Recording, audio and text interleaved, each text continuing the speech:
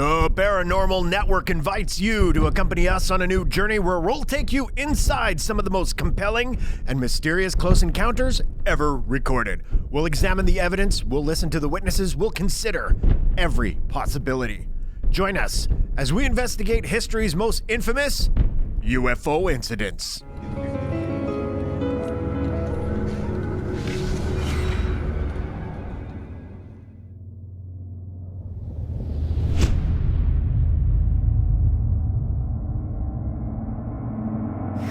It's not unusual to see something strange, inexplicable, or hard to believe in a war.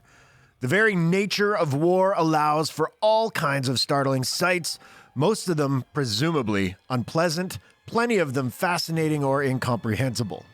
Those of us who have not been in a war are most likely grateful to not have seen the things a soldier has, as even age can't erase those striking visions from the memory bank. The Foo Fighters, however, those might have been something to behold. They too were strange, inexplicable, and hard to believe, but they had nothing to do with bullets or battlefields. They're a relatively minor blip on the radar of World War II, didn't sway the outcome of the battle one way or the other, didn't choose a side, or even participate. That we know of. But for the men who did see them, the Foo Fighters certainly left an impression on the old memory bank because what they were, what they wanted, how they were able to do what they did, could not be explained. Let me take this opportunity to thank you all for watching UFO Incidents and ask that if you enjoy our shows, please subscribe to our channel right now. Like this video and click on the bell so you can be notified each time a new video goes up. Now, back to the show. 10 p.m., November 27th, 1944. Some months to go before Germany surrenders to the Allies. The much heralded 415th Night Fighter Squadron is based in Dijon, France, where the pilots routinely take off into the night skies, search out German planes, and shoot them down. These are fearless soldiers routinely heading right toward the enemy, looking for a fight. On this night, Lieutenant Ed Schluter, a highly decorated pilot, is taking off for his nightly routine of seeking out the enemy and attempting to pulverize them before they even know what hit them. Along for the ride are radar operator Lieutenant Donald Myers and Lieutenant Fred Ringwald, an intelligence officer who is just an observer on this occasion. Their routine takes them above the Rhine River where the Germans have a loosening stronghold. This is prime Nazi territory and the men know they could be in for a long night. They fly low enough that they're able to see the steam from the locomotives below, but high enough as to avoid being detected by lookouts. Suddenly, Lieutenant Ringwald says to the others, "I wonder what the lights are over the hills." Schluter dismissed them as stars, but Ringwald persisted. They weren't stars, and they weren't reflections. There were about 10 of them, orange balls moving through the air.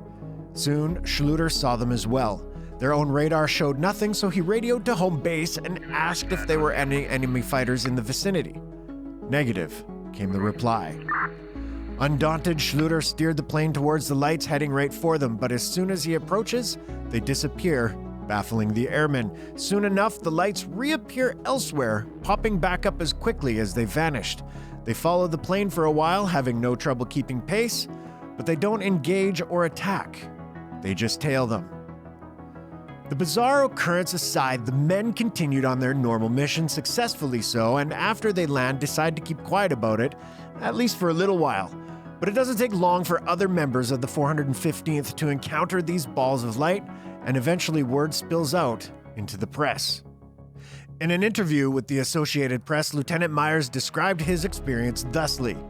"A Foo Fighter picked me up recently at 700 feet and chased me 20 miles down the Rhine Valley. I turned to starboard and 2 balls of fire turned with me. I turned to the port side and they turned with me. We were going 260 miles an hour and the balls were keeping right up with us." And why Foo Fighter, you may wonder? Well, there are a few differing ideas for the moniker, but the most popular one is that Lieutenant Myers, who is an avowed fan of the comic strip Smokey Stover, coined it after one of the comic characters' famous catchphrase, "Where there's Foo, there's fire." For whatever reason, this is the name that stuck with the inexplicable flying orbs, although rumor has it that the name was initially a little more, let's say, adult. The effing Foo Fighters, so called because they frustrated and exhausted the serious military men who could not for the life of them make heads or tails of them. That first F word was eventually omitted. The interesting thing about said Foo Fighters is that there was not just one kind. The aforementioned AP interview, Lieutenant Myers revealed that there were several kinds of intelligent lights in the sky. In quotes, "There are 3 kinds of lights we call Foo Fighters," said Myers. "One is red balls of fire which appear off our wingtips and fly along with us. The second is a vertical row of 3 balls on fire which fly in front of us.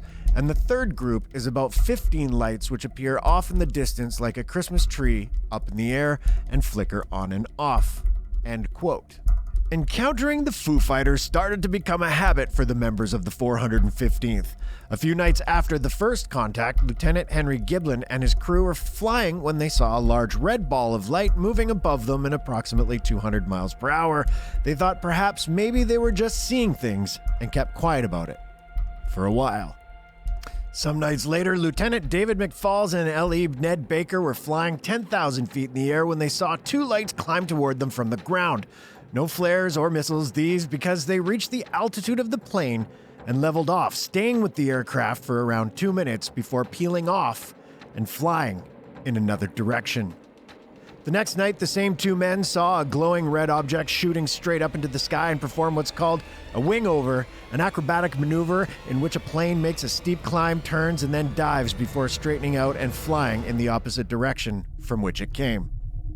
One pilot even saw something extraordinary during the daytime. A P-47 pilot reported seeing a gold-colored ball with a metallic finish slowly moving through the air. Similarly, another P-47 pilot encountered a phosphorescent golden sphere, 3 to 5 feet in diameter, flying at 2,000 feet. And so it went, many sightings, no conclusions. The men on the 415th didn't mind speaking about the phenomenon after a while. They took their job seriously and reported what they saw as they saw them. The mere suggestion that they were suffering from battle fatigue or some kind of mass delusion was an insult to the men, and besides, it wouldn't explain how a crew of 3 men would see the same exact thing at the same time. An investigation was eventually launched into the sightings, but nothing came of it, and after a while, the Foo Fighters simply became a part of the long, unpredictable legend of the war, shoved aside in the history books by World War II's more meaningful and tragic events. And now for the rational explanations, and as usual, there are plenty of them. Some assume the balls of light were what's referred to as St. Elmo's fire, a phenomenon that happens when high electrical voltage affects gas, resulting in a red or orange glow. The airmen weren't having this explanation. They knew what St. Elmo's fire was, and this wasn't it. Maybe there were flares being shot by Germans, but flares don't dive, peel off, or turn. And perhaps it was ball lightning, a rare, inexplicable phenomenon where small balls of plasma move along the ground and through the air before vanishing. This would not account for the way the Foo Fighters move through the air, the way they seem to follow the planes and disappear and reappear at will. Even the oldest standby in the UFO book was deployed: weather balloons. No, the men were plenty familiar with those. These things were as far from weather balloons as you could get. The most common theory, the most believable, is that the airmen were seeing some kind of advanced German aircrafts. In the early 40s, the Nazis would boast of launching of wonder weapons, which was what they called their supposedly advanced technological achievements. But ultimately, after the war was over, the Allies never discovered evidence of any such aircrafts, nothing that could come close to being an explanation for the Foo Fighters. Besides, the Germans weren't afraid of sharing their technology after the war, nor of boasting about the advancements they had made. They had nothing in their arsenal that resembled whatever it was floating up there in the sky. Members of the 415th continued to see the mysterious balls of light through the early part of 1945. The occurrence is almost always the same. The orbs were not detected on radar, they were clearly not enemy planes, and they followed the Americans as they went along, darting and weaving around them, sometimes mimicking their movements. One pilot attempted to evade a glowing orb by flying into a giant cloud and then suddenly dropping down 2,000 feet. When he emerged from the cloud, the Foo Fighter came right out of the same cloud. Like the rest, it was almost like it was playfully taunting the man, coming close, but never close enough. They would startle the pilots, but never interfere with their planes or missions. Almost like they were just curious about us and wondering what we were doing up there.